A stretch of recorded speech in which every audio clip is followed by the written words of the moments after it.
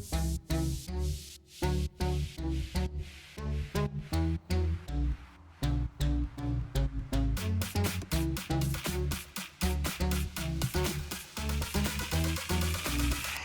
everybody. Welcome to Wash Rush Gay's second Pride panel. Here we are in the building. I have my co-host, the one, the only. You guys love him, the PC Muscle Race himself, the Gunner Hunter.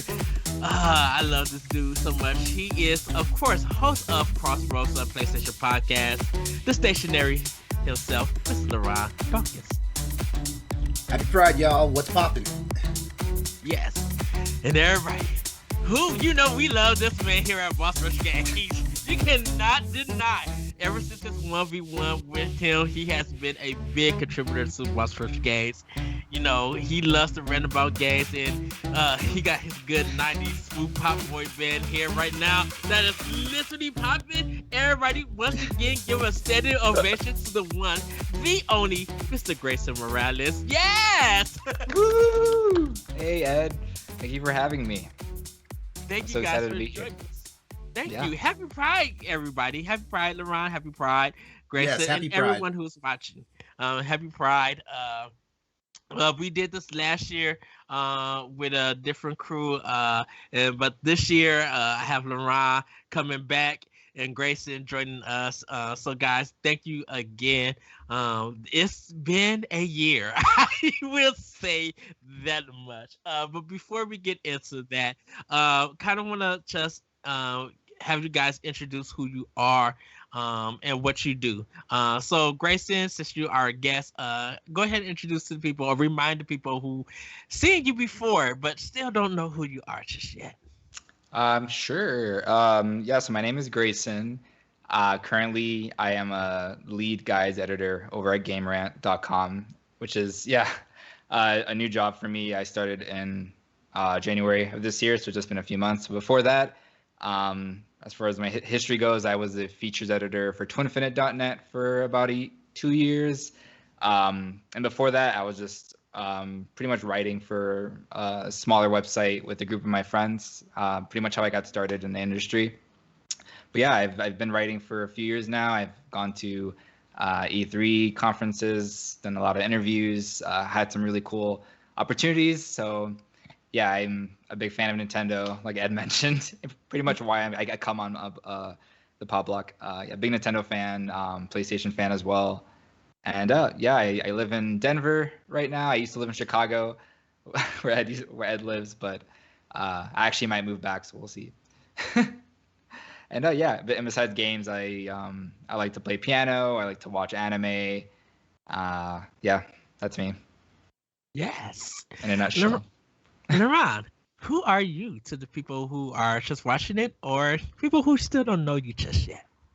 Okay, well, as everybody heard, I am one of the hosts of the Crossroads PlayStation podcast with Boss Rush Games, Boss Rush Network.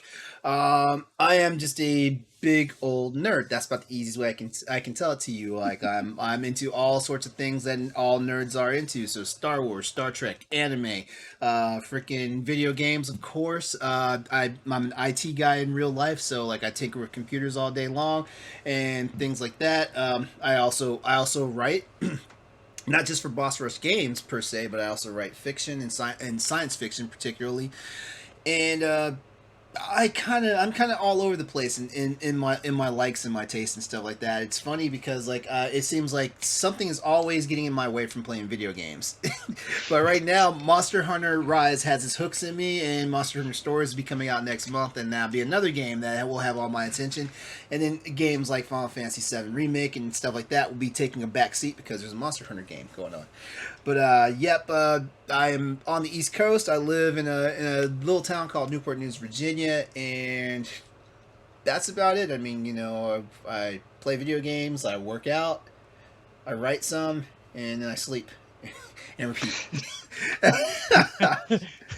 All right. I am Edward Varnell. Everybody calls me Eddie or Eddie V. I'm from North Chicago, Illinois.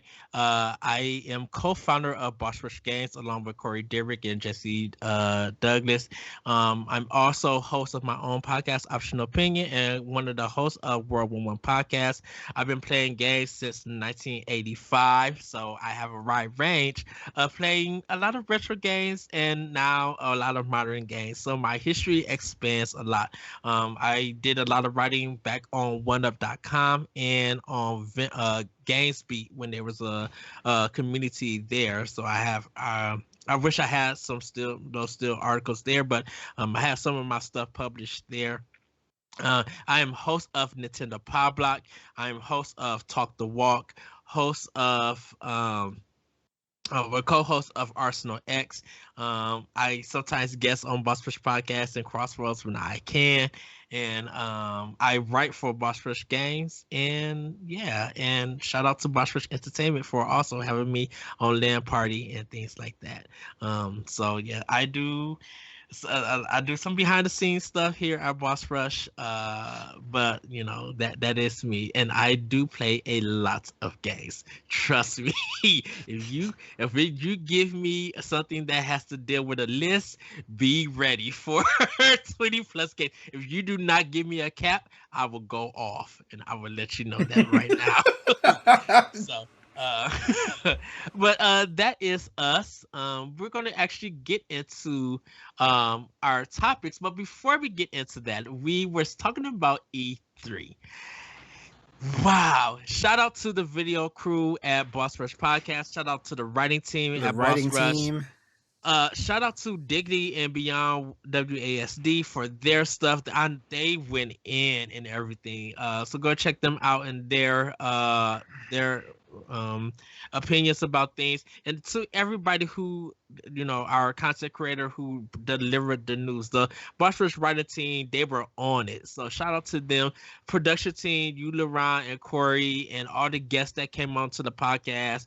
I Yes. thoroughly enjoyed it. I only got to do one of them. I had to work a lot through E3, but you know, I try to do the recaps and everything like that. So By big the ups. Oh, go ahead. by the way, special shout out to Corey Derrick. Uh, Yes. that man put in some work. He did, Yeah. what was it? He did 5 straight nights of recaps with various different people of the crew and stuff. He did 5 different nights. I was on for 3 out of the 5 of those. Because of course, like you Nintendo guys, like kept like barred me away from the final show. It was almost I'm like you guys sorry. knew. It was almost like you guys knew I was going to bring some salt to the to the ingredient list. But whatever. No, it was no the Nintendo one was great. But shout out to Corey, man. He did a He had phenomenal. he had a vision, and man, he ran with it. And so Boss Rush at Night, not to be confused with Boss Rush After Dark. Boss Rush at Night was a phenomenal way that was kicked off, and man, like it's a wonderful thing if you guys are able to see it. Also, shout outs to David Lasby and Dan Murphy from the writing team. You guys kept us on track as far as like making sure like when fresh news or when something exciting had to come out, like these guys, all they did was say, "Hey, this is happening. Who can cover it?" And the writing team just went to work. And Yes. yes, a really tight ship was ran behind the scenes here.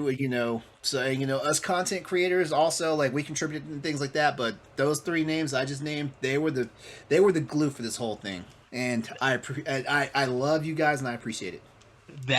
That's the hard work of E3. And next year, I think since we now know what to do, hopefully next year be bigger. I cannot wait to see what comes. But get into E3 quickly. What did you guys think of this conference? LeRon, Okay, thoughts about E3? Okay, so overall, this was, in my opinion, this was a decent E3. It's I feel like E3s have always been like phenomenal when like new hardware gets announced, and we didn't get any new hardware. We were expecting some new hardware announcements, but we didn't really get anything. The fact that Sony chose not to be on the E3 stage this year, also may have been a part of a letdown for me because they're a partner for Jeff Keighley's Summer Game Fest 2021. So I thought we would have been seeing news from them, but Summer Game Fest goes on through the 22nd of July, so we probably will see something sooner or later from them. We just kind of figured that, given that Summer Game Fest kicked off the day before E3 started, that Sony was just going to run with it day one, and we didn't see nary a peep from Sony on that one. But I've always felt like E3s are always really exciting when there's like new hardware announcements or when there's like big things coming. Not saying that Microsoft and Nintendo didn't put in the work, because my God, like the Microsoft Bethesda presentation was phenomenal. Nintendo's was great. Also the PC gaming show, the PC gamer show blew me away. Like, I mean, wow. So overall, I said it was a pretty decent showing. This is the first year that E3 has done it in this format, where technically it was free to the public for the first time, but at the same time it seemed like they were holding a lot of things back. So I kind of got what I expected out of it. A lot of you guys know on the Boss Rush side that I said that I wasn't going to be really all that amped about E3 because of just the way things are going. And also I feel like over the years E3 has become melancholy in what they do now and stuff like that. But as far as all that aside, this E3 was very, it was good. It was decent. I'm not disappointed with it. I know I've seen a lot of people online saying how they are all upset because of the way this and that went. But overall, there could have been no E3, so I was satisfied with it. There was a lot of good news and stuff that came out. There were also some disappointments. Like, I don't know what in the world Capcom and Bandai Namco were thinking. Capcom showed us basically everything they had already been showing us the last 9 months. And yet they still did better than Gearbox. I hadn't even mentioned them. That's how forgettable the Gearbox was. I hadn't even mentioned them. I didn't watch it. But yeah, I want to say, if we're gonna give this a letter grade, I give this E3 a B+. Like, I mean, it was nothing monumental for me, even though I was shocked as hell that Nintendo brought out the damn guns of Metroid, a new Metroid, an Advance Wars 1 and 2 remake. Okay, let's just gag about Metroid Dread. That was whole trailer. I was just like, That's the only thing that sticks that I remember from E3. It's like, that's Metroid Dread. That's like the biggest thing for me. Now, the name is not getting me, but the fact that we're getting a new Metroid game, hell yes. It was not the Metroid news I was expecting from Nintendo. I was expecting something a little bit bigger. Well, I mean, okay, don't get me wrong. There's nothing bigger than knowing that a new Metroid title is coming. But I thought for sure that we were going to see some Prime 4 possibly, or if anything, just like another teaser for Prime 4. Or I thought that one of the greats from like the Metroid library was going to get revamped and revitalized, kind of a la Link's Awakening, something like that. I was expecting Super Metroid was going to be put on the table. I really was. You want to know what? I have a feeling that Metroid is going to get that Game & Watch treatment. I don't think those games were suited for Game & Watch, though. But with Metroid, Metroid 2, and Super Metroid getting the Game & Watch treatment, I have a feeling that it may happen. It's a possibility. Just saying, it's a feeling. Yeah, I'm saying that it will. Okay. I mean, yeah, I really wasn't over the moon for the Mario one. Even though, like, I walked in Target yesterday and saw they still had a nice sizable stack of the Mario Game & Watches, and I'm thinking the Legend of Zelda ones are going to be the same way. So I don't know, if a Metroid one comes out, they might get $50 off of me. They might, because Metroid is my franchise from Nintendo. I was trying to picture LeRon saying yes, because LeRon haven't said yes before. So I was just like, he's seen the Metroid thing. I don't do that. I was just like, I picture LeRon is just like, yeah. No. I was working during the Nintendo Direct. But everybody that had my phone number was texting me talking about new Metroid, because everybody knows, like, I'm a Metroid person. So everybody, my phone was blowing up, and like, even when I was at work and somebody asked me like, hey, do you need to get that? I was like, no, I already know what's going on. Because I definitely messaged you on Twitter, be like, hey, yes. So, all right, Grayson, your thoughts? Yeah, I have similar feelings that LeRon had for E3. I thought it was okay. It was fine. I just think with everything that's been happening with COVID, it was just there wasn't much that I was expecting from the showcase.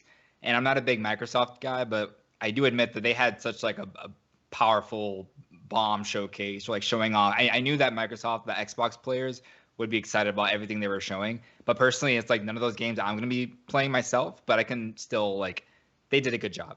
Nintendo really like just hit it home for me. If Nintendo didn't have these announcements, this E3 would have been like one of the worst E3s I've ever seen personally because there was nothing there for me. But like I'm a big Metroid fan, so seeing that come back, and I've never played Advance Wars, and I've been getting into tactical RPGs more just because of Fire Emblem and Mario and Rabbids. Cause I'm not a big tactics guy, but I'm kind of like getting into it now with all these bigger games coming out. And WarioWare, oh my God, I'm such a big WarioWare fan. And seeing that come back, and I was watching the Treehouse presentation yesterday during work, and I'm like, dang, this game looks so good. I'm so excited to play this.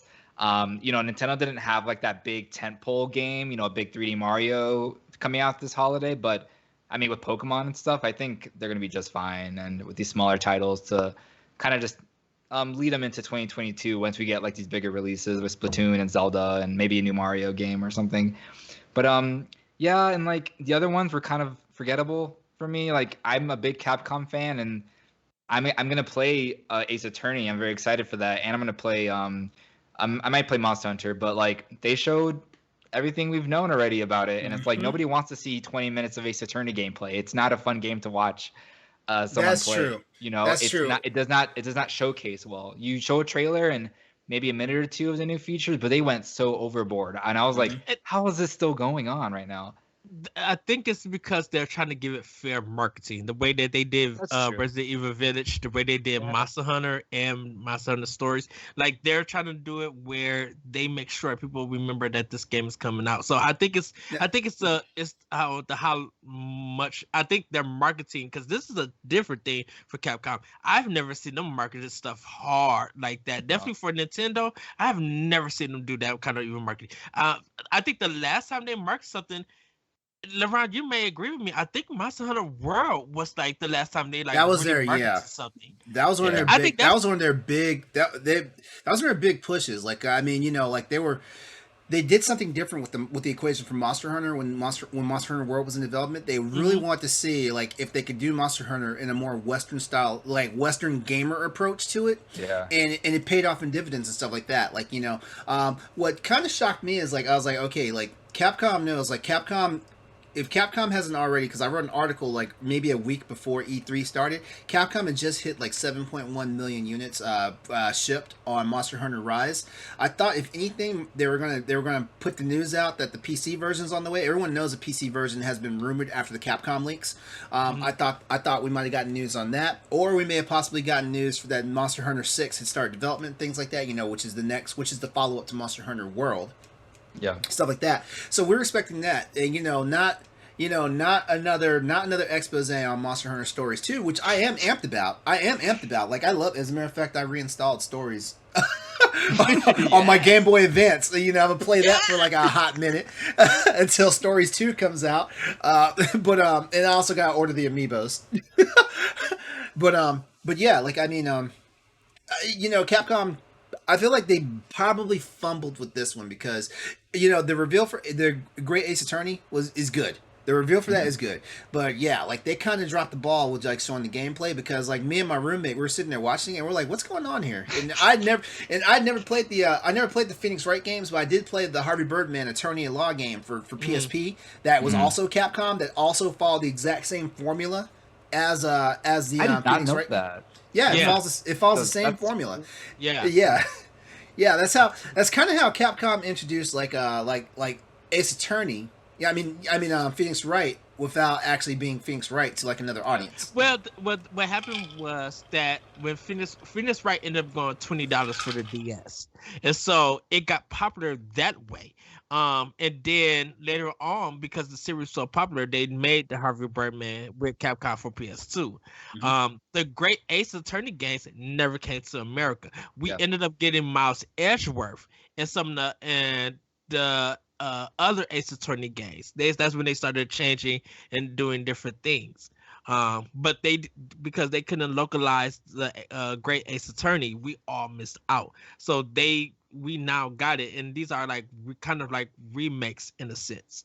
They also showed a trailer for Resident Evil 8, like we didn't play it already, or like it didn't come out, and then announced the DLC is coming, but they didn't show anything about it, which kind of was disappointing to me.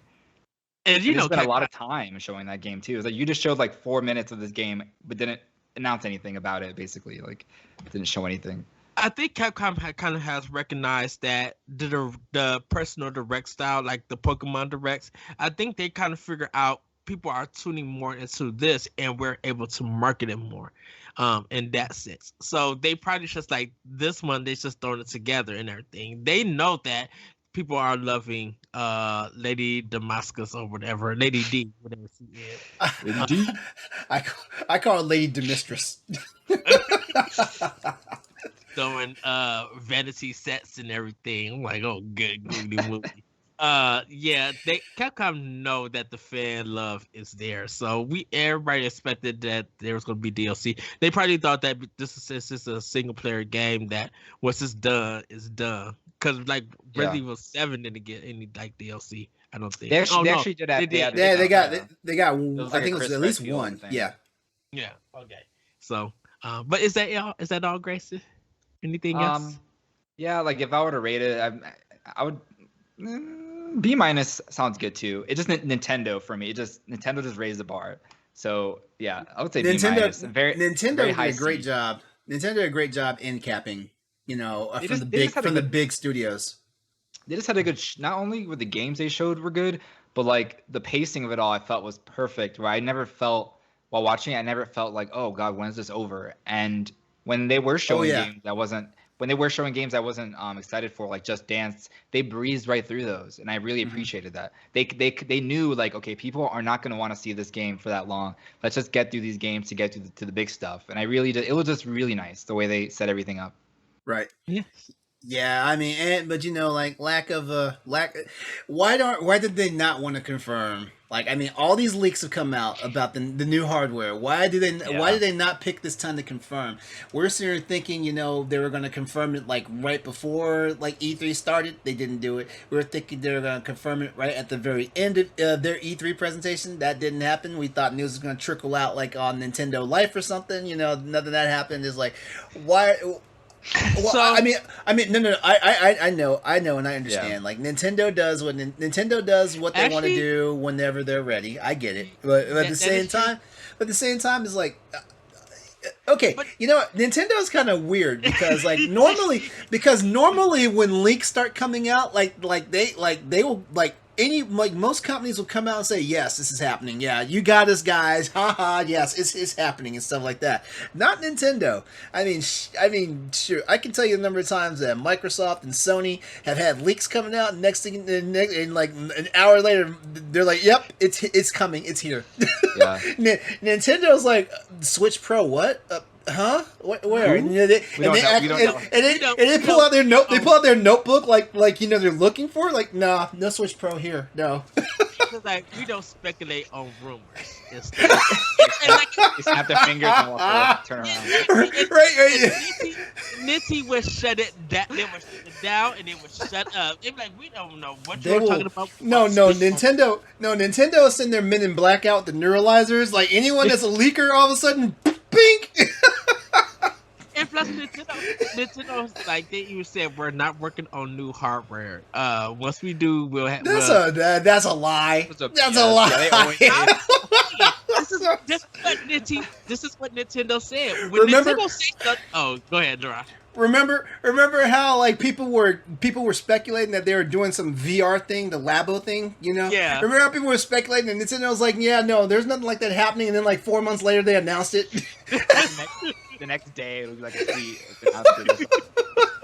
I think that happened with the 3DS, like one of the new 3DS or something. Yeah, like didn't a developer accidentally put out some information about the hardware, like because they were developing a game specifically for it.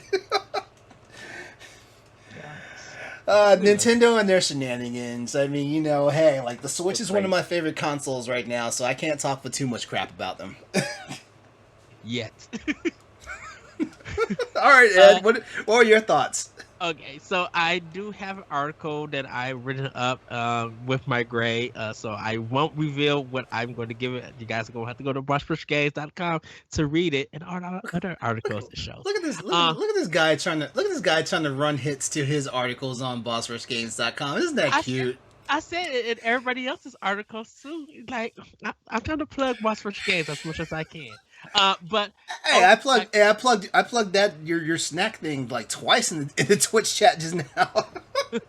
I'm gonna get some Hades for that. Speaking of Hades, yes, Microsoft did a really fantastic job. I did enjoy their presentation. I think the one thing that I have against it is that a lot of their stuff is for next year and for 2003. So it's good that we're getting a ton of games, but we're getting them for the way into the future. I feel like because I need to say something about that because you brought up a good topic there. I think the reason why a lot of their stuff is 2022 and 2023 is because Microsoft, of course, after last year's presentation for the Xbox event, Microsoft had to get some affairs in order and things like that. But after the finalization of the ZeniMax Bethesda purchase and things like that, now they had to really get their house in order and stuff, and they need to figure out like a way forward that was most accommodating for all the branches under the Microsoft Xbox brand and stuff like that. So I think that's why we're seeing a lot of we are getting some titles like this year, but it's not the titles we want. I think Halo is 99.99% confirmed that it'll be out this year. I don't believe it, but we'll see what happens. But that's the way I feel. I feel like they've had to restructure and get everything under their umbrella as tight as possible, so nothing's left out in the cold, nothing's straggling behind and things like that. So I'm not really complaining about their late delivery of when these games be released and stuff like that, because it just means okay, so it's halfway. We always know that consoles hit their stride halfway into their lifespan. Mm-hmm. Look at what Nintendo Switch has pulled out in the last 2 or 3 years, and they're in year 5 now. And man, it's still it seems like it keeps getting better. So hey, if Microsoft's mid life is the highlight, I'm ready for it. I'm ready for it. Yeah. And plus, I think there's going to be more system availability, and I feel like me and Corey talk about this, that they're going to have the Nintendo effect where it's going to be hits rolling out, stuff from first party and third and indies. And of course, if you got Game Pass, you got a really great deal with it. I have my thoughts about that, but I think that Microsoft did a very fantastic job. What really surprised me about Microsoft was Forza Horizon 5. And the reason why that surprised me, as beautiful as it looked, I didn't expect it to be coming out this early, because Motorsport 8 was supposed to be out before Forza 5, because that was that's normally how they do their game release. Motorsport would come out, and then Horizon, and then Motorsport. But because them building a new engine and everything for Motorsport, I think they're using last year's engine for Horizon 5, and then now doing something new. Horizon Is that coming out this year? Yeah. Horizon 5 is it's November 9th. Yeah. November. Yeah. This fall is packed with craziness of games. Yep. You know, and shout out to Sony, because I think Horizon Zero Dawn 2 is going to be major. It might not come out this year though, right? No. Sony's still acting like it'll come out this year. Yeah. But we haven't got any definite. God of War got pushed, right? It'll be funny. It'll be funny if November is Horizon month, Forza Horizon 5 comes out, and then Horizon Forbidden West comes out in the same month too. That'd be crazy, and that'd be a really nice gimmick. Man, that would be the trifecta, because you got Horizon 5 for Microsoft, Horizon Forbidden West for PlayStation, and then you got Pokemon Diamond and Pearl in November. So that's almost, for some people, that's already $260 gone, depending on which version that you get. Thank God I have Game Pass. Microsoft, Nintendo. My apologize to Logan Corrigan and the writing team, because I screamed out yes so many times. I even did some words when Samus returns. Oh, I said, same, same. I was like, yes, me. I heard the writing. I heard the writer room Discord live was just Ed screeching and squealing with joy with this Nintendo stuff. I How was It was when crazy. when he was when Kazuya was carrying Ganon, me and David were just like, Oh. what the world is going? Lost my mind and then threw him and I died laughing. It was literally fun. And I had to hit LeRon up because I'm just like Kazuya for saying, because I know Tekken is one of your favorite systems. I Yeah. apologize to Ron for spoiling stuff. My apologies. No. I was just- It was not spoiler. If anything, it was unexpected to hear that Kazuya from Tekken was hitting Smash. I have my thoughts and opinions about that. You know, like I feel like I feel like there's, you know what? No, I'm gonna save it. I just there's a thing that's like it was surprising, but at the same time, you know, like anything goes with the Smash universe and stuff like that. Yeah. But I looked at his move list for Smash though. I'm like, man, this is pretty involved for like a Smash Yeah. character. Like most Smash characters have at best like 5 moves, you know. Like this dude got like a third of his freaking move list from Tekken in there. But you got to think about it. This is Bandai Namco. That's their own character. So Sakurai was probably just like, you guys know how to do animate them and do what's best. Go right ahead. Yeah. You know. So That's true. I just fell out laughing, and I assumed that you was watching it too, LeRon. So that's why I was just like, I was trying to gag with you about Metroid and the Kazuya. Yeah. But when No. you said you was at work, I was just like, wow. Yeah. Because yeah, I literally lost my mind. So shout out to the writer team. Thank you for putting up with me with this direct. That Guardian of the Galaxy and a Plex Tale Plague Tale Re- Innocence. Requiem.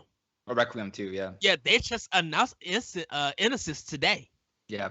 I was just like, wait, why are we getting it? We never got the first one. And it was just like, oh, wow. That was me. I'll take the clown versions. I'll do that. It was just something unexpected. Yeah, Cruising Blast, I've never played in an arcade, so this is going to be exciting.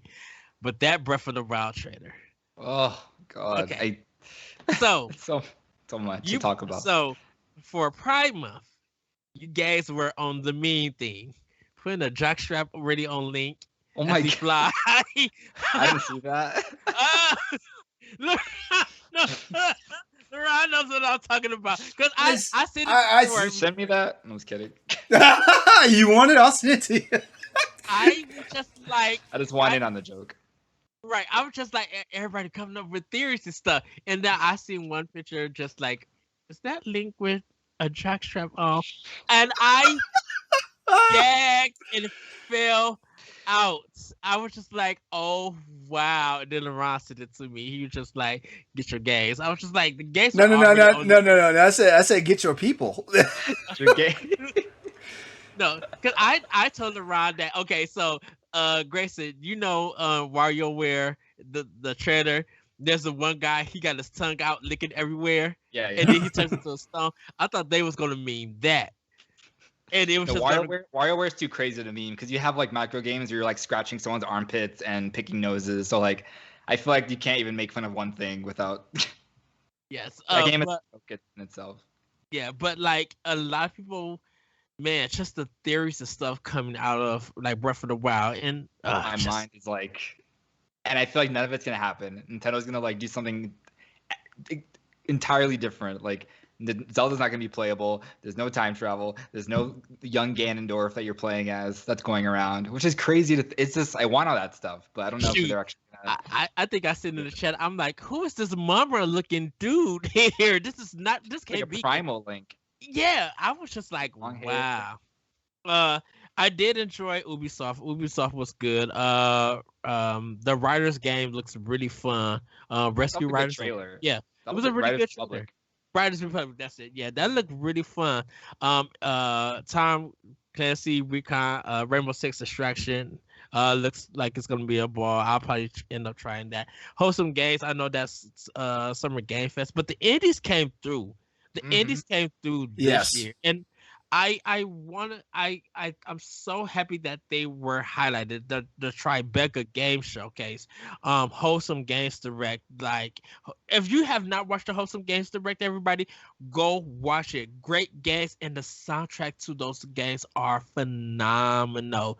Shout out to Kim Chi. She was on a women's panel. Just I love every time that she comes on and she talks games. She's so like, nice. She's so By friendly. by the way, you know what? That one segment of the day where it was like where we had like we had the women in games panel, and then we had the one before that. Why am I drawing a blank on it? It was Here, Boss Rush. no. Oh. During E3, An during, indie showcase or something? Oh, the Take Two Diversity. yes, okay, like every convention has these type things, whether it's anime conventions, whether it's gaming conventions, whether it's stuff like every convention has these set things. Like, if you went to E3, in a live event, you probably would have seen this on there. I'm so glad they actually showcased those during the actual digital broadcast and stuff like that, because even though, like, at first I was like, what is this? Like, I'm not here for this. I want to see video games. Like this, like the information I gleaned off of like the diversity take on from Take Two, and the Women in Games panel. Of course I was gonna watch the Women in Games panel. As soon as I saw Jennifer Hale up there, I was like, yes, Fem Shep and freaking Rivet from Ratchet and Clank. Right. Like, yes, let's do. I'll listen to whatever you have to say right now, ma'am. I was so glad for David Lasby and I were tuned into it, and man, it was awesome just hearing some of the stuff that the strides are being made, because the Take Two diversity panel, they had representation for women and gamers as well. They also had a couple of LGBTQ creators and things like that. Like it was nice. If you guys missed it, yeah, it might be one of the more boring things to check out, but try and go back and look at it if you're plugged into stuff like that, because it's definitely worth checking out. Yeah, I think a lot of people thought that it was going to be game related because it's E3, but no, it was a discussion. I think it's worth, I agree, LeRon, it was worth checking out for that. So I'm going to get to my the last thing I want to say, because I think this probably was the most disappointing moment of E3. And there is not going to be not one bit of denial what I'm going to say. I think I know what you're about to say. Here we go. That Final Fantasy connection coming from Steam and mobile. Slap in the face. I have no words. I was so mad. I have no words. Do you? And I wasn't even mad that it wasn't coming to Switch. I'm fine with it coming to Steam and mobile. It was just that it built the hype that this thing built. It then said Steam and mobile. It was just like the high, and then everybody crashed. And then they showed mobile games right after that. They had a mobile game section. Yeah, just to crush you guys. Square Enix has always been on that BS though. Like, ever since they started doing these type of shows, like, they've always been on this BS where it's like they give you the icing without giving you the cake. Yes. Yeah. I think 100% of everybody who watched that was like disappointed. I wasn't so much, because the trailer got me excited, and then they say that, and I'm like, okay, well, now all the excitement is just gone. Jacob was livid. Yeah, he was so mad. I was just like, they don't want these coins. They don't want these coins. Okay, I've said this a few times before. Like, usually when it comes to mobile and Steam, like, it almost always hits Switch next. Almost always. Like, look at Hades. Hades is a prime example. Like, look at some of the other games. Let me Hades is a different story, because Hades was on Epic Games and it was still on early access. We didn't know that it was coming to Switch as the full game. Okay. All right. Well, that's fair. Let's let me take a look. I'm opening up my Steam library real quickly here, because I know I got a few. Let me see. What was that one game? Where is it? This War of Mine. That was on PC before it ever hit like any other consoles, and then first console hit was Switch. Ah, Yeah, shoot, there's some other ones in here, but yeah, like I've seen more of a trend to where like if it comes out on mobile and PC first, it almost always hits Switch next because like it being on the mobile platform is kind of like a test ground for how it might work on like portable systems and and things then like it that. hits, then it And hits then, Switch, and we and get then reports. and it eventually hits PS4 and Xbox One because everybody gets mad when it's like, why does it go to Switch first? I mean, I've had a couple of outbursts myself sometimes. Like, what? I was like, why the hell Hades come to Switch first? Square Enix, Square Enix put the World Ends with You remix or whatever on iOS, and I had like extra content that wasn't in the original DS version, but then they eventually released that Switch port. So I mean, yeah, maybe it'll be a few years, but maybe we'll see that collection on Switch or something. Yeah. So, Yeah. For sure. so yeah, I give it do. to September. I do. Matter of time. Yeah, I do my best, like freaking like fist shaking at these companies when they do that crap. I was like, why did it go to Nintendo first? And it's not. I don't know why I get all irrationally upset because I do have a Switch, so I don't know why I get irrationally upset when it comes to Switch first. It was just the car crash on it. It was just like we are on the highway and it just hit something, and we were just like, what? Yes. I could probably hear the collective, like, you know, when you scratch the record, like when you scratch it, I can hear it. Yes. That's exactly what it was. So everybody, that was our E3 discussion. You wrapped it up perfectly. I might pod clip this and find the sound clip of a record scratching off, needle scratching off the record. You just need to put that sound over the actual trailer for that collection. Put that on Twitter, and you'll get. Oh boy! Oh, this is great. So we're gonna get into some more topics, but yeah, we just had to touch on that E3. So we're gonna our first kind of or second topic, I should say. Sorry about that. Making it through the pandemic. So we're gonna kind of talk about what we did, how we got through it, and what we learned. So LeRon, how did you make it through the pandemic? I don't know how I made it through the pandemic, to be honest with you. Well, I'll say this. I number one, like I'm kind of glad that I have roommates because I live with 3 other people, and so like that helped. If I don't know how I would have been if I was living by myself. I like being isolated. I don't have a problem with it, but I think like almost a government imposed isolation probably would have been more than I could handle, but I don't know.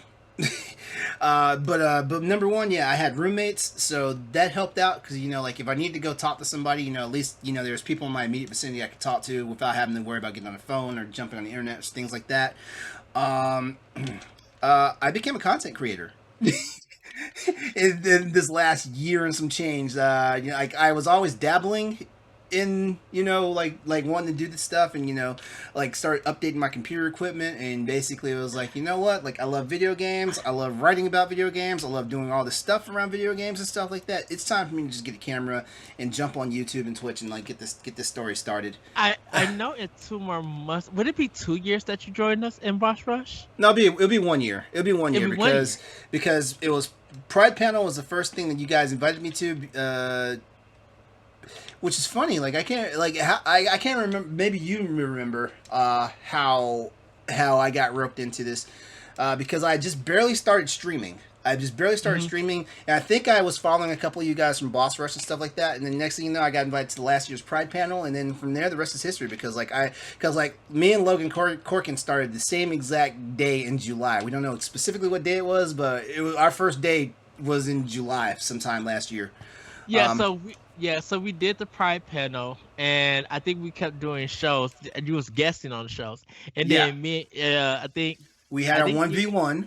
We had our 1v1, and then me and Corey was just like, you know, let's get around, and yeah, because there's a Boss Rush episode where it's me, Corey, and you, and you had just joined us, and I was just like, and we got our third co-host, but I'm gonna let him introduce himself and his announcement, and then you announce that you had joined Boss Rush.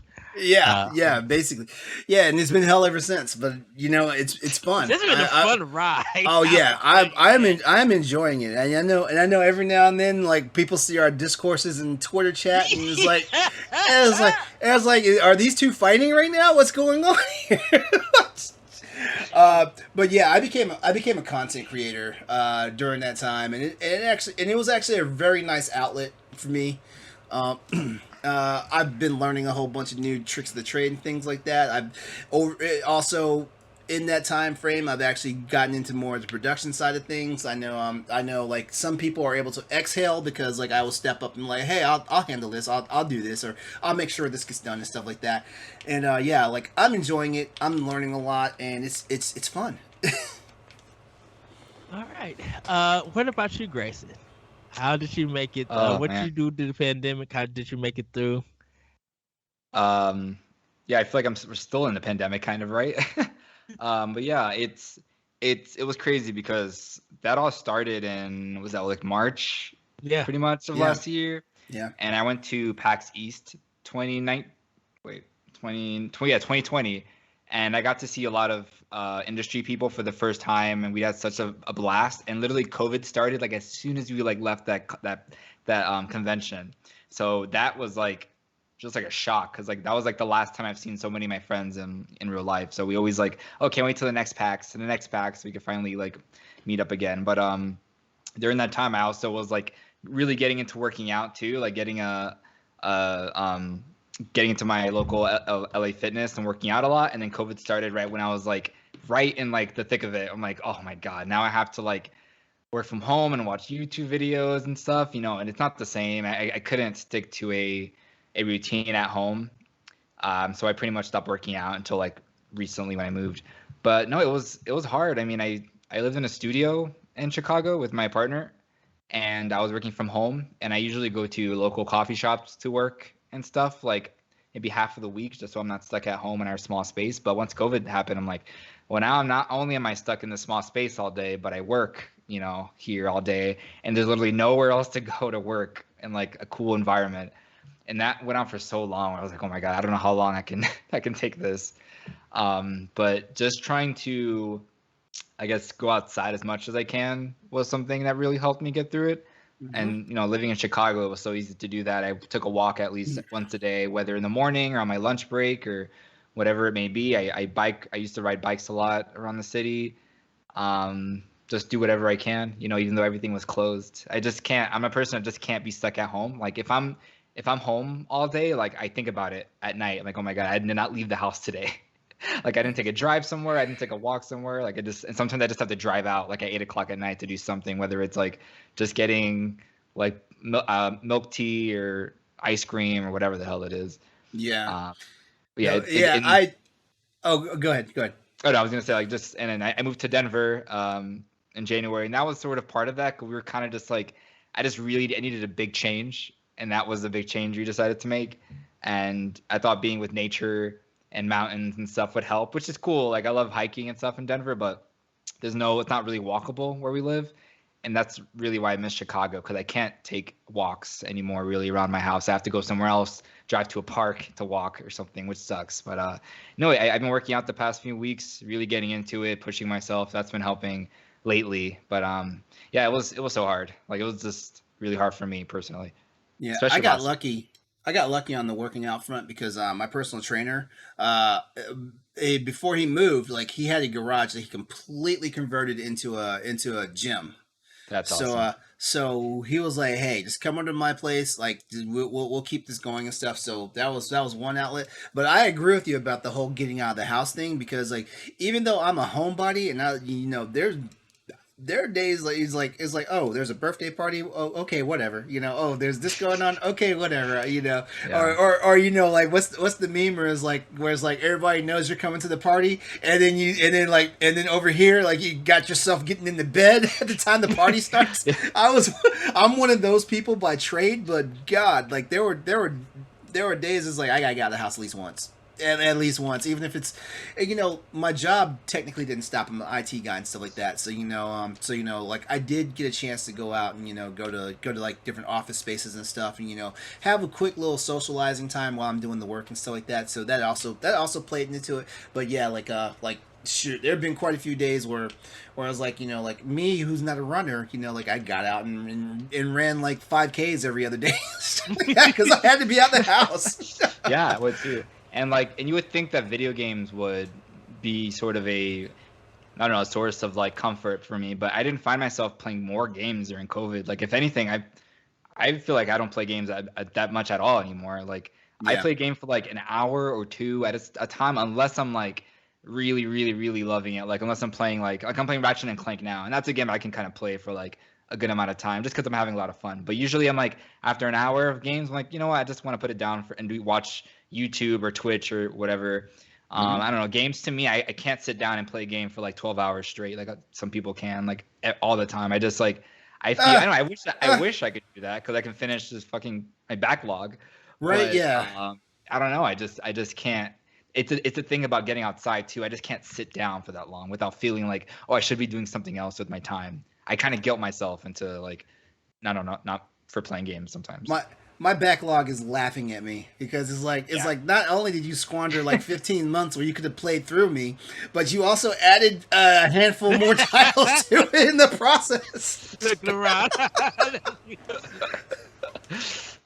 I'm the opposite of you guys because I had to go to work and I had to be at my job when I was scheduled, and I had to deal with some of the most craziest people during the pandemic. I have been yelled at about not having toilet paper, not having mask, not having just certain things that we had sold out. And I just seen, I know in the world of retail people have attitudes and stuff, but the pro edition of Karen's was just extreme. And I was just like, ma'am, sir, these people are, I'm like, we had to limit stuff and we couldn't, they would be like, well, if I bring my kid in, your kid don't have a $50, he's only 6. Like, he's going to spend that $50 bill on getting some Fortnite points. He's not going to be trying to buy some toilet paper. So I got yelled at and everything. But, when I got home and I stayed home, the days that I couldn't really go nowhere, I just played games. Lucky I met you guys, been able to talk to you, hang out, talking to like all of Boss Rush. Like, it, my thing was just like, I know people who are isolated and stuck at home, they feel like they are trapped. I cherish every moment I could stay home because of all the pro edition Karens. Yeah. And just literally dealing with their nonsense. The one thing I do miss from the pandemic was opening up from 9 a.m. to 9 p.m. At 9 p.m., we shut it down. I kick folks out. I close the door. I'm trying to come in and get some napkins. Well, you know what? You better cut up some old sheets that you don't use. And when you're done using them, throw them in the washer. And no, you can't get no Tide or anything. You know what? This first world problems here, but this is something that I really appreciate it. I appreciate the fact that like fast food places like McDonald's, Wendy's, Popeyes, and all that stuff. You could order before you leave the house, and it'd be ready for you. That's all you gotta do is show up with your phone or whatnot. Why the hell? Like, I feel like this should have been a thing like for the last 5 or 6 years, not last year. Finally being a thing. Like, Jesus Christ, what is going on here? I used to do that. I used to go to McDonald's a lot for lunch in Chicago, and I would order on the app, walk over there, and I'll just wait in the corner until they're Exactly. Talk to anybody. I can go fast, get in, get out. Exactly. Like I mean, like you know, like it's. We should be worrying about people getting vaccinated and stuff like that. We're caring about the fact that we can order our freaking Big Mac combo before we get Talk there. about Uber Eats in general. Like Uber Eats saved Yep. my life last year. Oh Like, God, yes. Uber so much for food. Also, congrats to all the people who learned how to cook during the pandemic. Pisses me off because every time I went to the grocery store, I couldn't find an ingredient that I needed because you guys all of a sudden became like pandemic chefs, you know. But you know, Oh, if you would have came to my job, you sure enough would have found some stuff. Yes. like you know, there was a joke on Twitter and social media that you knew what the Pinterest recipe of the week was if a certain ingredient was not at your stores.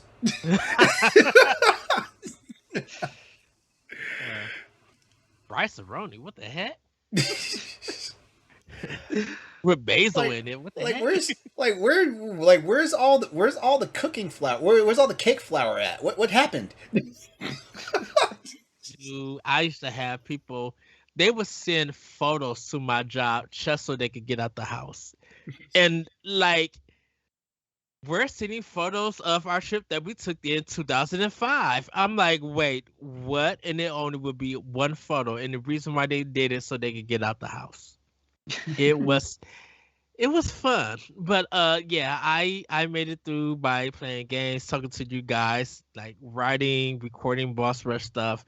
And catching up on my backlog when I can. And some days just straight being a dumbhead and watching Netflix and YouTube and cutting my brain off. I'm like, I don't feel like thinking. I don't want to solve nobody's problems. I'm not a therapist. I'm not a psychologist. I'm not getting paid for this. You haven't even sent me a food stamp yet of put a down payment on your bill. I don't got time for this.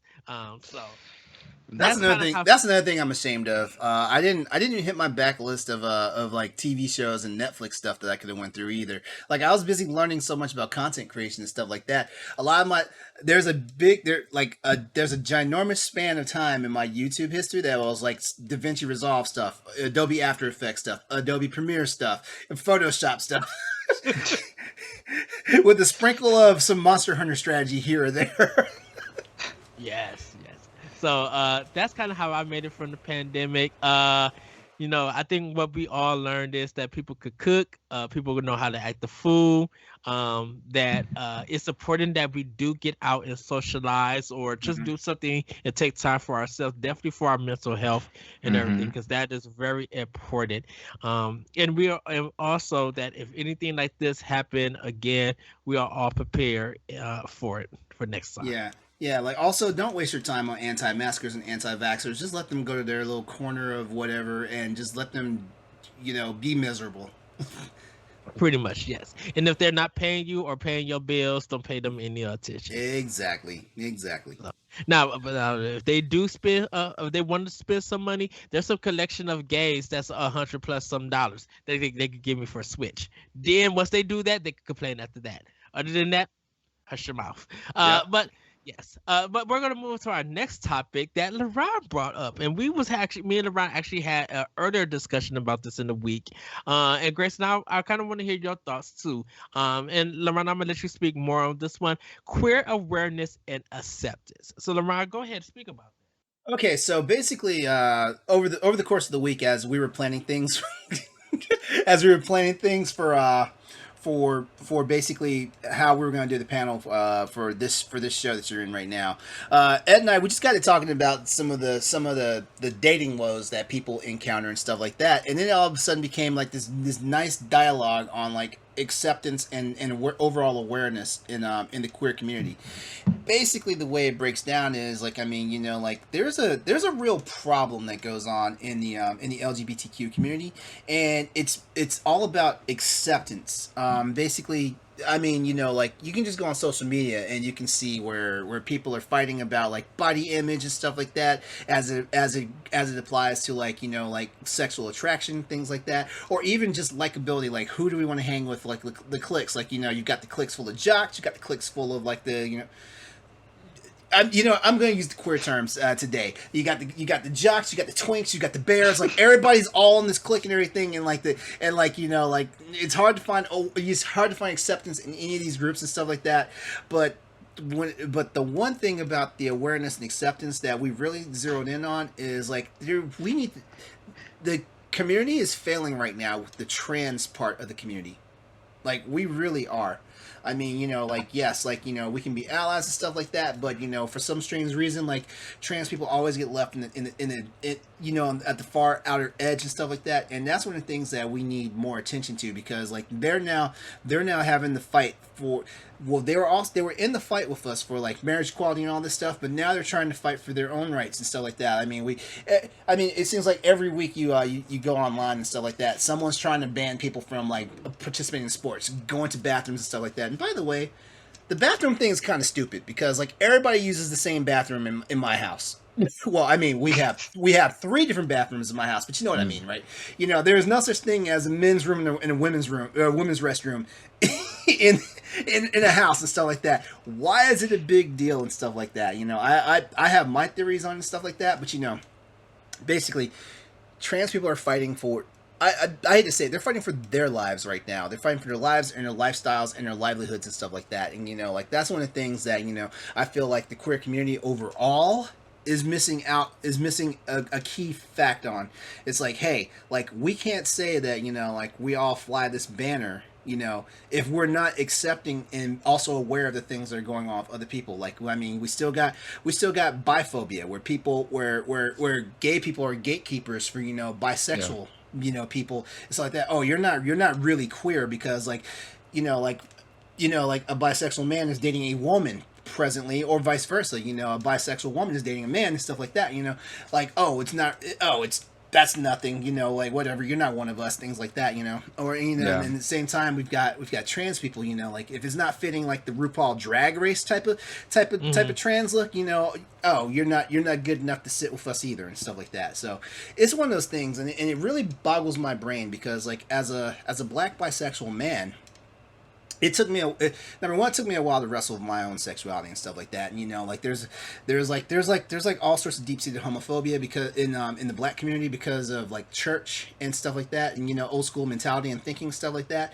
So like then add on to the fact that like you are a person who's you're a woman trapped in a man's body or vice versa and things like that. And all of a sudden it becomes a whole different struggle. Things like that.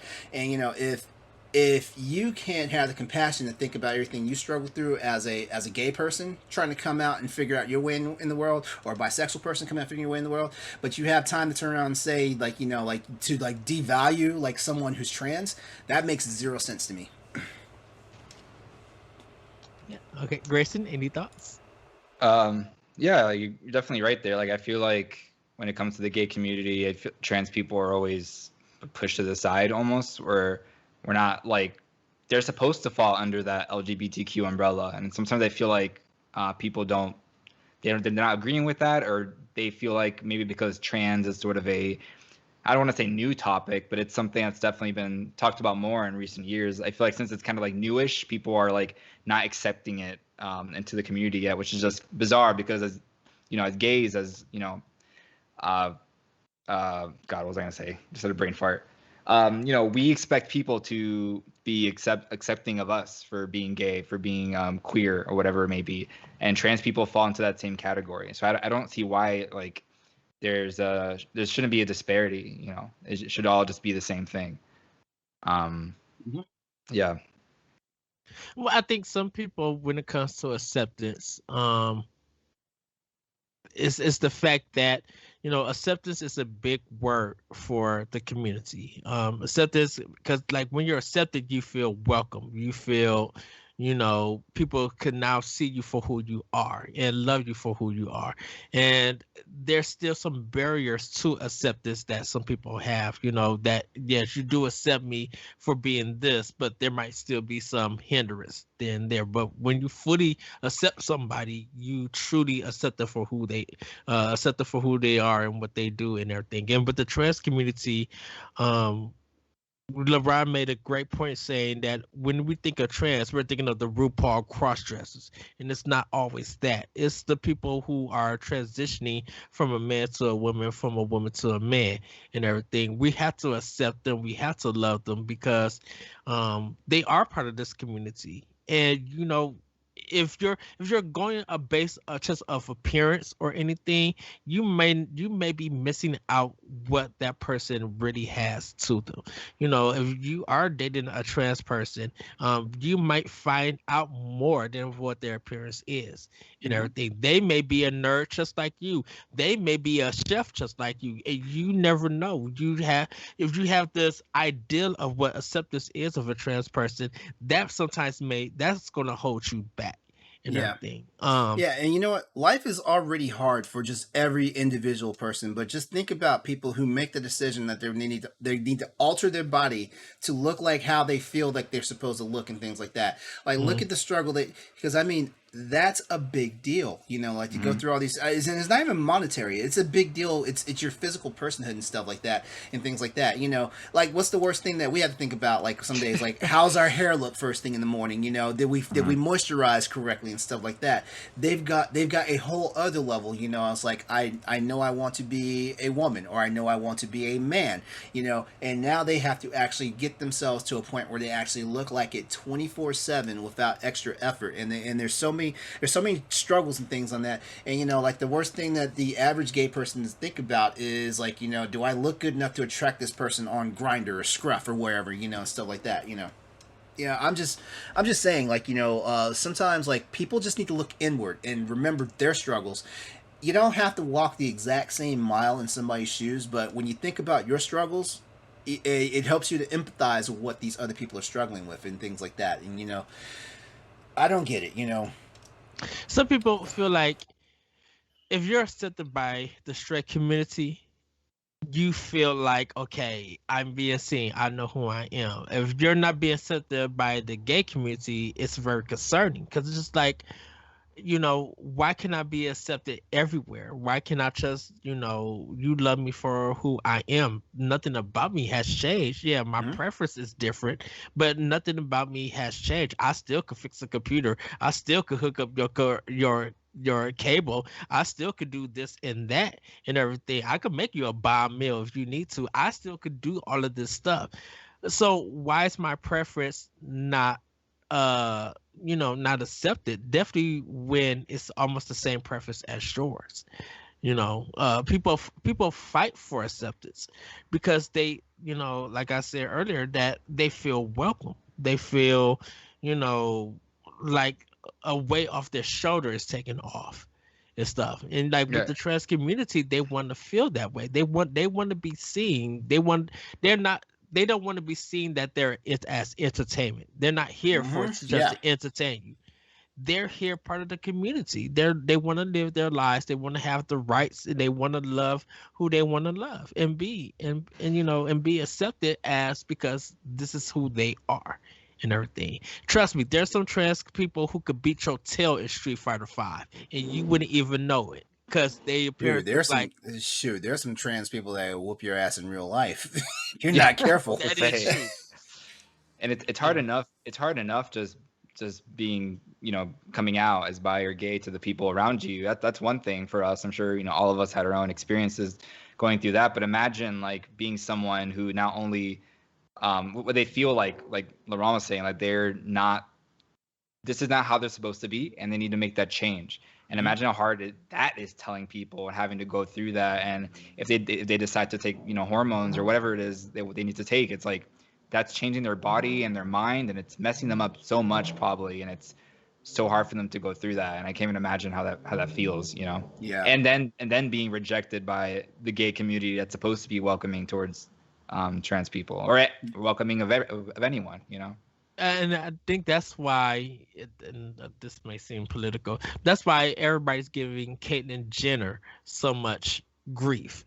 It's because I feel like her campaign is dead on arrival anyway, so it doesn't even matter. But but that's the kind of thing, kind of not an idea. I want to kind of example that kind of brings that, you are a person of trans and you're not accepting your own community because the things that you Yes. believe and what you stand for. And that's what some trans people kind of feel from Hmm. others. Just like I am part of this community. Why am I not being accepted by you? Why you not seeing me for who I am? You want me to twist, twirl, and do leg drop and stuff?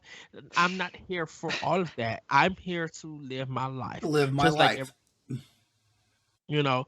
And if I think if people would have even with the biphobia stuff, and like if you actually sat down and got to talk to a person and learn about them, they would change your whole perspective. You never know what kind of things you guys could connect on, or even if you do disagree about it, you are having a civil conversation and you might end up coming out laughing and understanding this person better.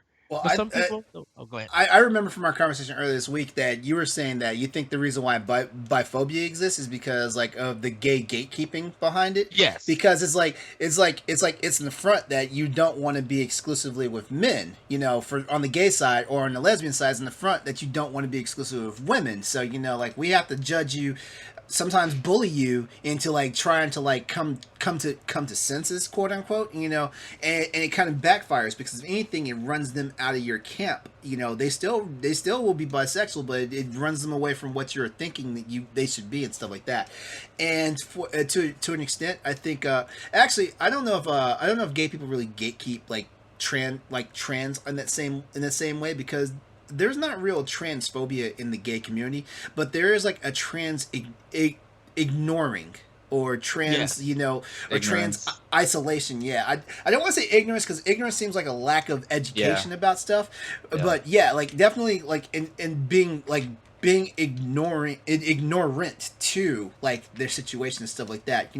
They don't, like they're like there was a time I can't remember there was ever a time when it was just LGB. Like every time I'd heard the acronym, the abbreviation for gays and lesbians and bisexuals, there's always T at the end of it. Trans.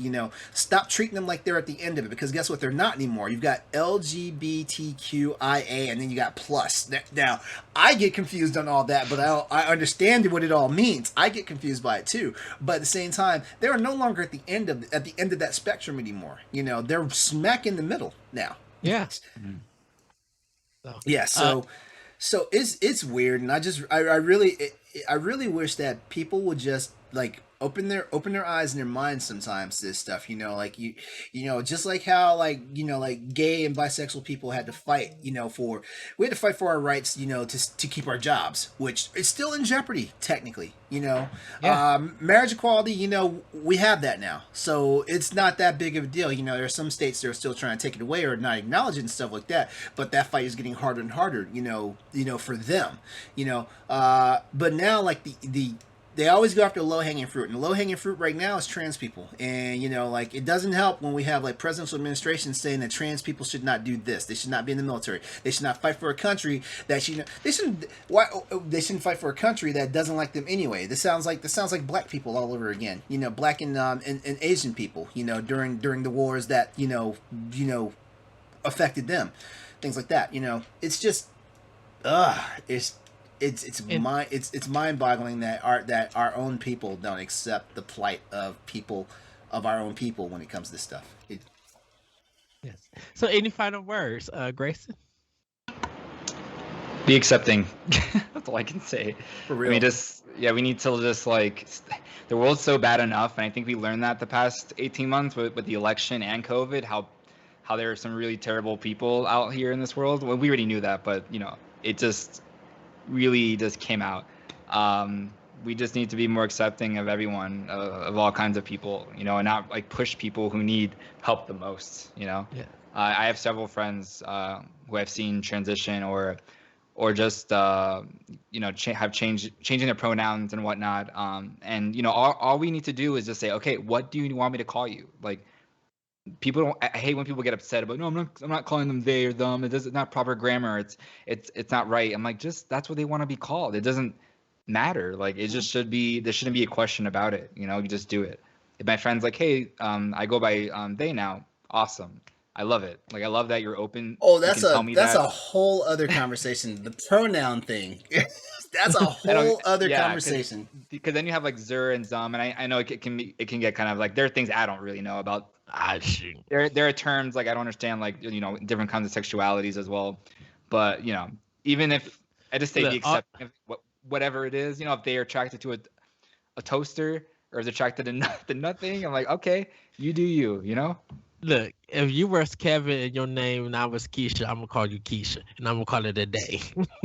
Yeah, that's the other thing too. I don't understand when it comes to pronoun things, and I think this is more of a straight thing than an LGBTQ thing. But I just want to go ahead and say it right now. Like, okay, as a straight person, you have a preference to what you want to be called, and everybody respects that. If you want to be called a sir, a ma'am, or whatever, everyone respects that and stuff like that. Why can't you afford the same courtesy to binary people?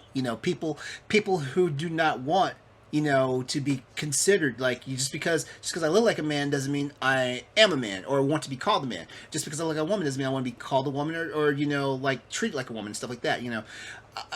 That's another thing that we can have another conversation about that at a later time. But yeah, like it makes no sense if you have your preference for what you want to be called. You have no rights to disrespect somebody when someone corrects you and say, "Hey, I would prefer to be called this. Please accept that." And then you still got to. This is why Gina Carano no longer has a job at Disney. And we're gonna move on to the next set. It's a whole other topic. You're right. Which is your topic, Grayson. This is supposed to be a fun one. Favorite LGBTQ characters.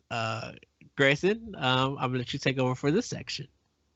Oh yeah, sure. So there are a few games that come to mind when I think about this, but in actuality, the list is really short for LGBT characters in gaming because I feel like it's been like we don't have that many iconic characters. I could probably name them like on my hands, but not much else. But I really like Life is Strange, that series. So from Life is Strange 1, you have Chloe and Max, and I just really like the game never really like states like, oh, this person is gay, this person is queer. You just kind of see these characters interact with each other, and you can kind of just get a sense of it. And I like when games do that. I hate when they're like, oh, this is the gay character because they're flamboyant and they're gonna be the gay character, But they just like these two, like with Max and Chloe and their relationship and how they interact and how they speak with one another and the scenes that occur in that game is just like it's beautiful to watch unfold. And I love those two characters so much.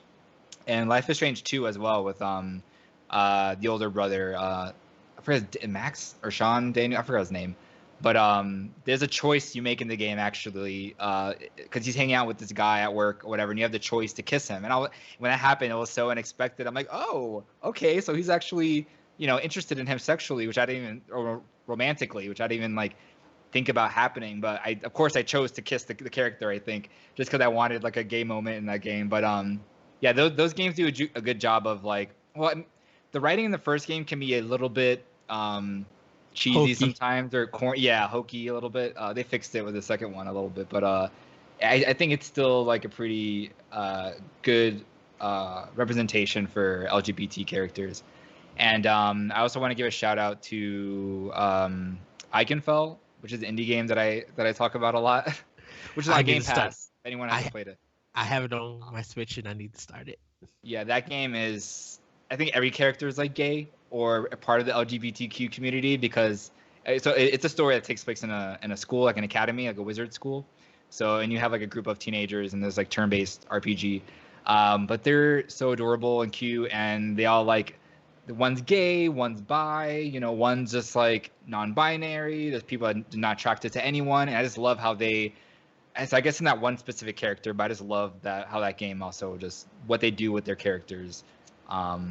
It's a very good. It's probably like one of the gayest games I played. Like what's the name of it again? Iconfell. Spell that for me. Ikenfell. I forget the developer's name, but the music is done by the same people who work on Steven Universe, which is a fantastic show. Okay. But that music is so good. Like, and it's a turn-based game, but it's like a strategy game almost because you could jump between tiles and move around like this battlefield. It's so good, and it's not that long at all. I totally recommend it. It's on Switch too. Yeah. Yeah, those are the two games I had in mind to talk about. But I I also could like go. Gone Home. Gone Home is a good one to Yeah. mention, I think. Uh, I could go next if you still. Yeah, go. Yeah. Okay. So Tyler from Tell Me Why, Mhm. which everybody Talk the Walk is doing a special discussion on it. So you guys check that out. We're gonna have it's gonna be so good. But yeah, tell me Tyler from Tell Me Why. It's one of the first games that a trans character is the lead in it. Yeah. It's so good. Like man, the story is powerful, and it's just really entertaining. I really like the actor, and the design of Tyler. Tyler could get it. I could say I'll let you know that he could get it. Uh, Myrtle from Coffee Talk. Aw. She is sassy and everything. Like she don't really say much, but her eyes just like do not speak to me or I will beat you up. She has a kind of a butch personality, but she works in IT. She makes video games, and it's so good. We had a discussion about Coffee Talk or Talk the Walk with David Laxby, so do check that episode out. I think it's one of our highest Talk the Walks episode ever. So like really check it out, everybody. Is Eh, that game on Switch? I need to yes, play that. Okay, that's like on my yes, list, like to buy. yes.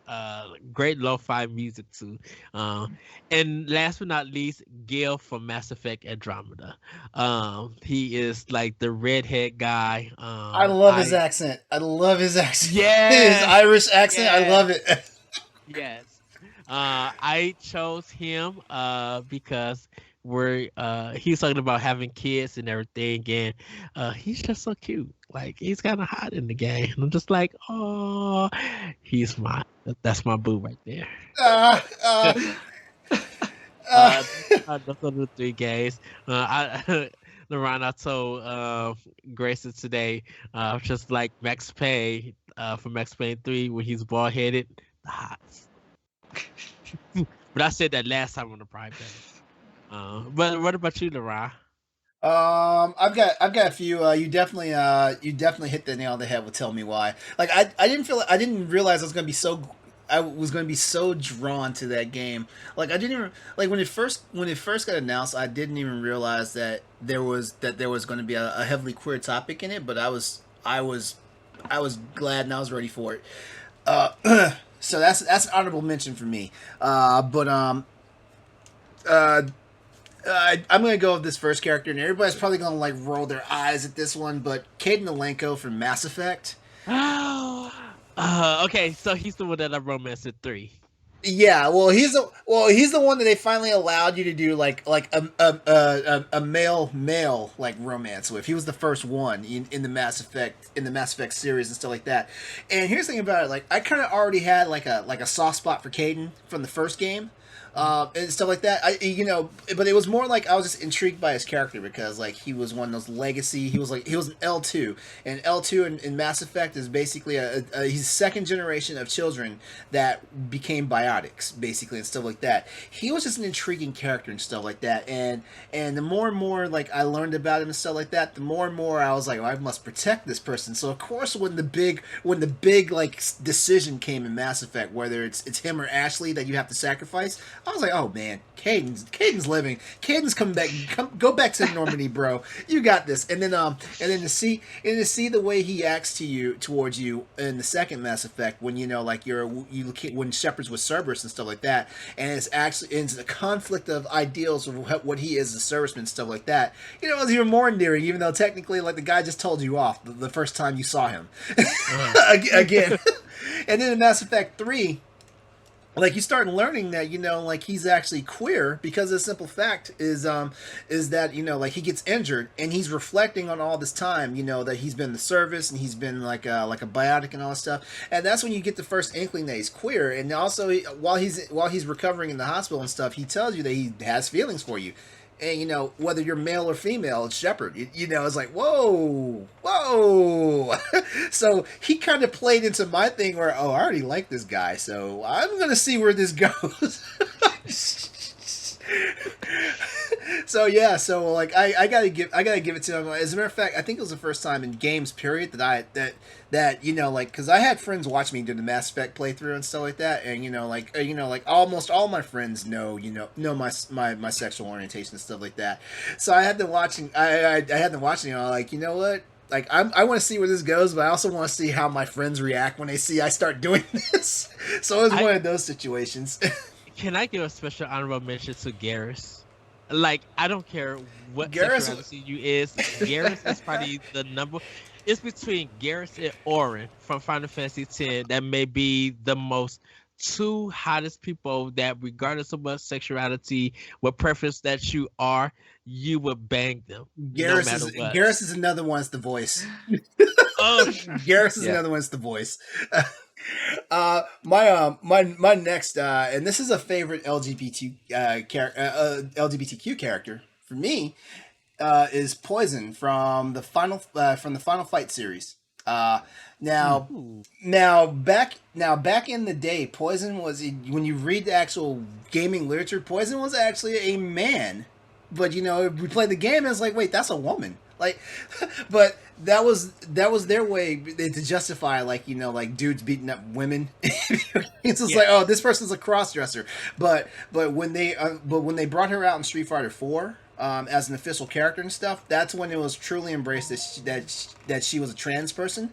And stuff like that. And you know what? Since then, like, she's taken a life of her own and everything. It's funny because I mean, like, as far as characters go, that's a really hot lady. The pink hair, like the Daisy Duke shorts, the white crop top and stuff. And now she's all like super sophisticated because the world of Final Fight has changed and all this stuff. And like everything's gone corporate. So now she's wearing the power suits and all this stuff. And it's like, man, like, just do your thing, Which is funny because when it came to the Super Nintendo, they changed Poison to a man.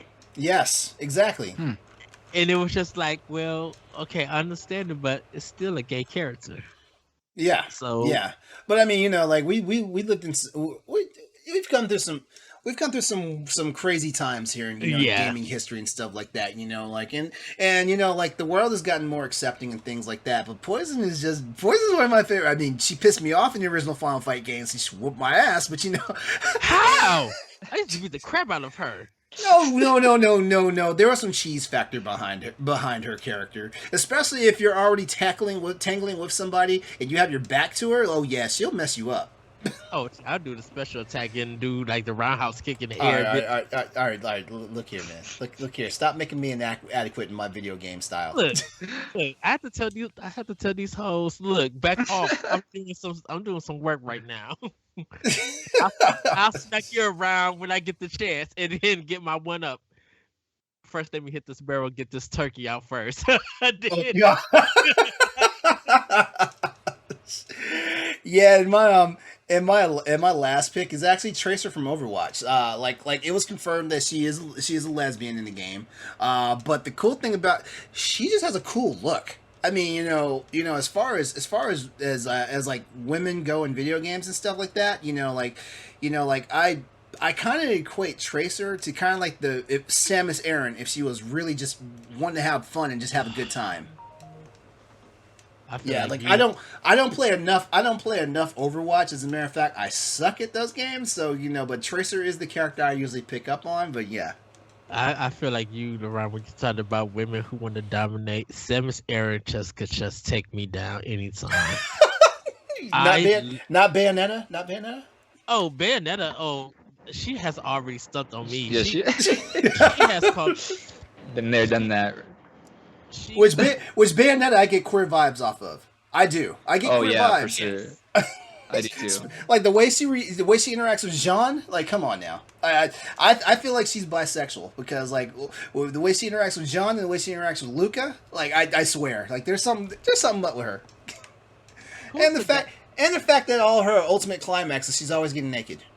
Yeah. Yeah. Who is the guy that she buys stuff from, the shop thing? The black Rodon? dude. Oh, we know Rodon's a freak. Oh, I would. We know Rodon's a freak. I would bang him from left to right. Bayonetta could join in, and we could just all have a three-way. I'm fine with that. But Radon, his voice, his animation and his voice, whoo, yes. for And for plus, you guys for you guys listening to the podcast right now, like the actual audio podcast, like Ed's feed has gotten like fogged over in Steam. Like yes, pretty much. So we're gonna get into our last topic of the show. LGBTQ plus usage in games now than the past. We have games like The Last of Us 2, Tell Me Why, and Mass Effect.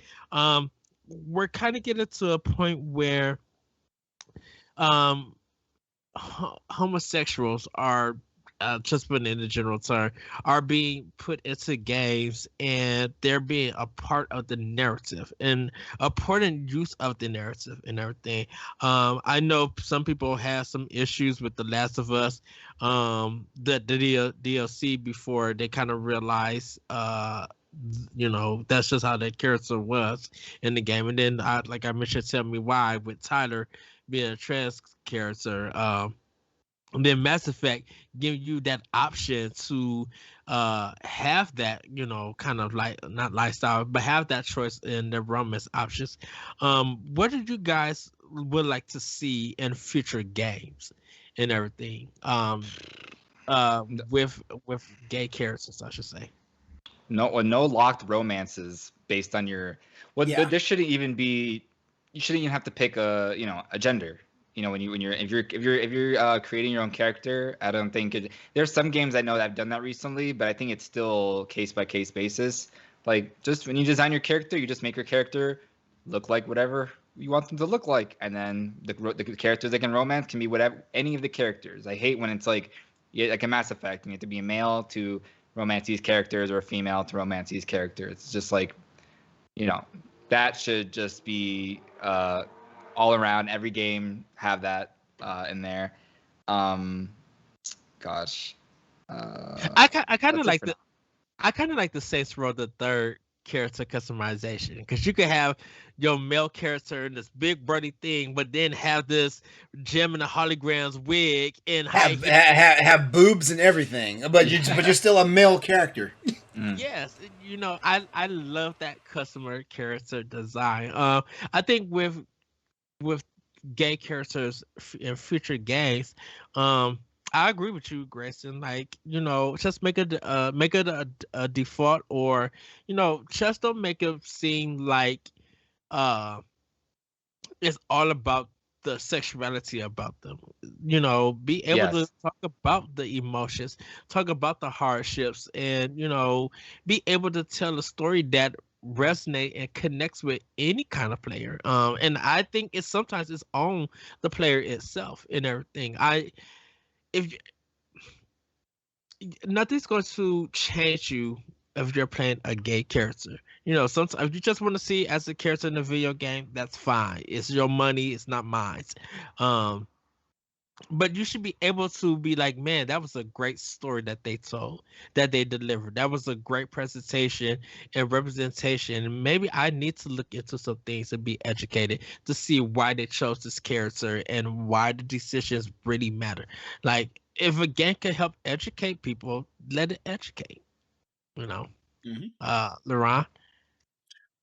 Yeah, basically everything you guys said there, but also just the fact that it's just for developers, like, don't be afraid to be as inclusive as like the cool thing about us as writers and creators and stuff like that is that we can do whatever we want and stuff like that. So try strive for inclusivity. I'm not telling people to be as inclusive as possible. I'm never going to tell people what to do with their own fiction and stuff like that. But strive for it, because it's always a wonderful thing. And just like Tell Me Why was probably an eye-opening game for a lot of gamers. It probably helped influence like their next steps and how they do things in their lives. Even if they may or may not be trans, it probably helped mold like their mindset for how they can interact with trans people that they meet in real life and stuff like that. So always work on and strive upon that.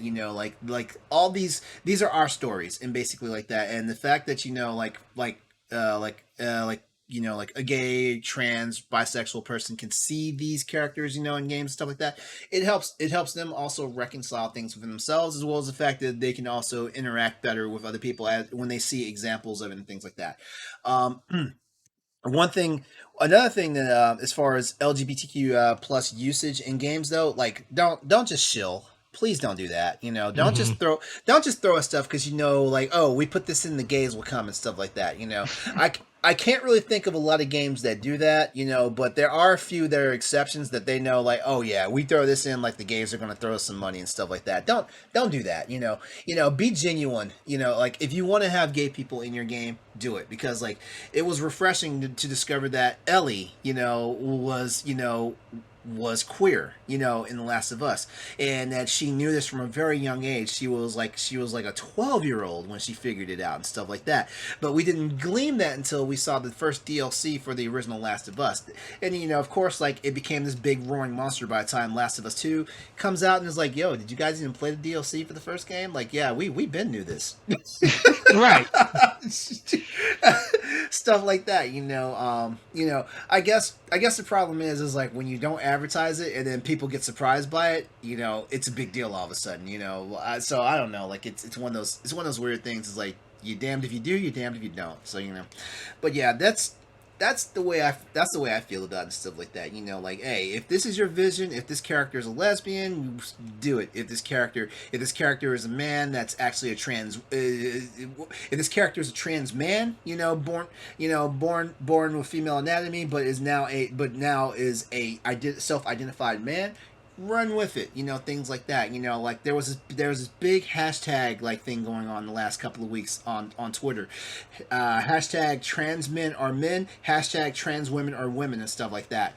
Be aware of that, like accept that, don't diminish somebody, things like that, and developers and publishers of games and stuff like that, like don't be afraid of inclusivity, like, hey, like I'd rather, as someone who I write fiction and stuff like that. As someone who writes these stories and stuff like that, like I can take one or two people like saying, "Oh, this sucked because this character is gay" or whatever. When I know that for a fact there's hundreds of thousands of reviews out there saying, "Yay for doing this!" Like, keep going, stuff like that. Whatever, pay no attention to the naysayers. Yes. Go ahead, LeRon. Go ahead, Grayson. I was also gonna say, like, for developers, I guess, don't be afraid of putting these characters at the forefront of the game. Too. Don't relegate these LGBT characters as side characters that you meet for one little mission. Like, oh wait, well, we had a gay character. We had, look over here. It was like, no, we don't care about this 1 5-minute cutscene that you put in the game. Like, I want to see more, not only gay people on like covers of games, but people of color. I'm thinking of all the gay characters in gaming, and they're all white. And that's a problem. Yeah. They're getting there, when it comes to bringing these characters to light, but they're still not fully there when it comes to just like putting people of different colors, in their games. Also with that whitewashing, also don't do the other Hollywood trope, which is killing all the gay characters. Yeah, that's true. Yeah, good googly moogly. Killing black characters or any.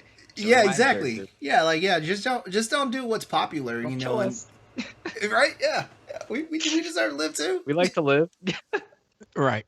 Definitely for me as a bisexual myself, I definitely want to see different races, like Asian, Black, Puerto Rican, whatever race. I want to see more of that into games and how they go about it. Because I think we still have it where they're still like, using the basic Caucasian to be that kind of person to tell that story. And I'm just like, there's other races out there that could be put into the situation, have these stories to tell and everything. And I think that's why I would love to definitely see one game, Murder by Numbers. I love that game. I think that's a great representation. So good.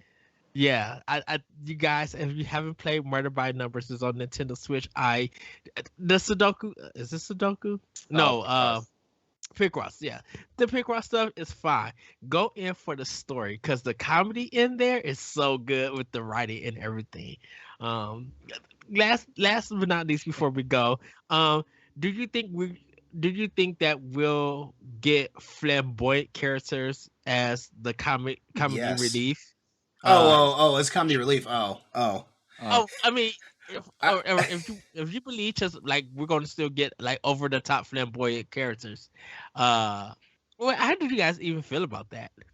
I feel like it's coming soon because like for the fact is look at popular like, TV media right now and stuff like that. Like we see a lot of like overly flamboyant characters as lead characters. Like look at Jack McFarlane from Will and Grace. You know, for example, like look at is it Cam from Modern Family? Is that his name? is that the redhead?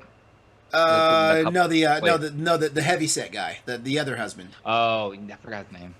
Yeah, okay, Yeah. yeah. I'm not a Modern Family person, like, but like I feel like we're still gonna see those as caricatures and stuff, like because like it's easily accepted, And I feel like we're going to hit our stride in gaming where we see that. I really hope it's not a thing, but we'll probably see that. But you're saying as side characters, we're probably gonna. It's hard to say because I feel like when it comes to that, like I feel like there's a lot of people in the straight audience that just want to be like, oh wait, why'd you throw this in here? Stuff like that. Mm. So side characters, I see that as less of a probability as opposed to like flamboyant characters being more towards the main characters. That's just the way I Yeah, feel. yeah, because I keep seeing the Pokemon one where the guy sees in the green uh clown outfit. He starts running and he's like, "Oh, hello, head there, Sugar Plum!" Like, and then they make some sneaky kind of sound effect. I'll have to find the name of that. Uh, but everybody, that has been our Pride panel. We did it, guys. Yay! I'm so Woo! excited. Yeah. Um, we're gonna get it quickly into some plugs. Grayson, go ahead and plug. Oh yeah, sure. As you guys can see on the Twitch comments, if you guys are watching live, you can follow me on Twitter at Grayson Morales. You can find my writing at Game Rant, and I'm also going to be on a PAX panel. Yes, next month, I forget the date. Yeah. July 17th. How did you know the date? I don't. That's terrible. Hey, Um, like I said, we're when it gets closer to time, we're here at Boss Rush. We're gonna try to promote you as much as we oh, you can. guys are too nice. Yeah, July 17th. It's a Saturday. PAX Online panel, the top 10 Nintendo games of all time. So it's gonna be me, my friend Brendan Groom from Pass the Controller, Cameron Hawkins. Yes. He's featured on IGN podcasts, kind of funny. Lily Zaldivar, she's currently working on Callisto Protocol, which is very cool. Oh Uh, boy. yeah, Alana Pierce from Santa Monica, Tim Geddes from Kind of Funny, and me. So it's going to be a very chaotic. It's only an hour, so it's going to be very hard to narrow down these games. But the six of us, we all have 3 picks for what we think are the best Nintendo games. So we're going to take a list from 18 games down to 10.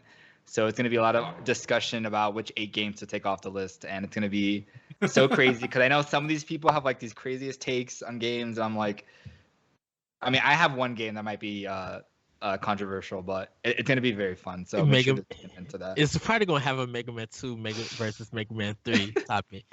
It's gonna have that. Maybe. It's gonna have probably a contra discussion and which Mario game, Mario 2 or Mario 3. Hey, I think there's a lot of space for some modern games because I'm bringing in some modern stuff to the table. So we'll see what happens. Maybe Mario Odyssey can be on there, or like Smash Ultimate or something. Oh, you know what? I was thinking about NES games. I wasn't thinking about the full Nintendo games. Oh yeah, Oh, we're just it is 10 of all time, so it could be modern, whatever, retro. So very exciting. I hope everyone can tune in and watch that. So all yeah. right. LeRon, go ahead and plug. All right. Well, you can find me on social media at Exodus803, EXODUS803. Thank you for checking us out today for the Pride Panel for Boss Rush Games. On my Twitch channel, twitch.tv/Exodus803 as well. And you can find me on various gaming platforms also under that moniker and stuff like that. Tuesday nights, I host a podcast show for Boss Rush Network called Crossroads, PlayStation Podcast. We talk about everything Sony and PlayStation involved. So definitely come check us out. It's 8 p.m. Eastern Standard Time on this Twitch channel right here, and I think I hit everything. I'm a regular fixture. I'm a regular fixture on the Boss Rush podcast, and that usually premieres every Sunday night on Boss Rush Games Live. Twitch.tv/Boss Rush Games Live. And I think I got everything now. Almost. And yes, everybody go to Exodus 803 on YouTube and subscribe to him. Great content that you guys will want to check out. You really want to follow him and be able to check out all the podcasts for Crossroads, their PlayStation, some of the gameplay stuff. Like, really go out and support that, because you would not be disappointed with that. For me, you guys can follow me on Twitter at ThatButcherCode. Check out Nintendo Power Block on Mondays at 8:30 p.m., 7:30 p.m. Midwestern time, I guess. You guys can also check me out on Talk the Walk. Check out Optional Opinion on SoundCloud and other podcast apps. Check out World One Podcast at podbean.com. Some great things are coming along. Go to Boss Rush Games and read and follow us on Twitter for at Power Block Podcast, and on Boss Rush, I think Boss Rush Network on Twitter. I think that's our is it Boss Rush Network for our Twitter thing? I think so. For our Twitter?